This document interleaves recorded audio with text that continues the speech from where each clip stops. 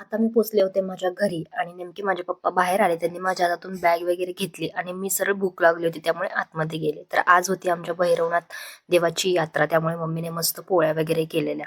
पोळ्यांचा स्वयंपाक होता त्यामुळे मस्त असं पोळ्यांचं जेवण करून घेतलं आणि त्यानंतर मस्त अशी ताणून दिली आणि मग संध्याकाळी आम्ही जाणार होतो यात्रेमध्ये फिरायला. तर माझे मावशी काका पण आले होते, तर ते आम्ही सगळे सोबतच गेलो. बघू शकता तुम्ही, यात्रा खूप मोठी भरली होती. दरवेळीपेक्षा पण यावर्षी जास्त जरा मोठीच होती. जोपर्यंत कोणती वस्तू घ्या 30 रुपये, कोणती वस्तू घ्या 50 रुपये, ताई माई अक्का इकडे इकडे हा आवाज ऐकू येत नाही, तोपर्यंत यात्रेत गेल्यासारखं फिलिंग येत नाही.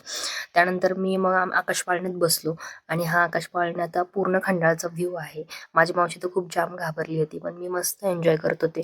पहिल्यांदा तर मला पण भीती वाटत होती, पण आता मला सवय झाली त्यामुळे मला खूप छान वाटतं. त्यानंतर अंकल आणि मी दुसऱ्या पाळण्यामध्ये बसलो आणि छान अशी यात्रा एक्सप्लोर केली आणि त्यानंतर लास्ट बट नॉट लिस्ट छबिना.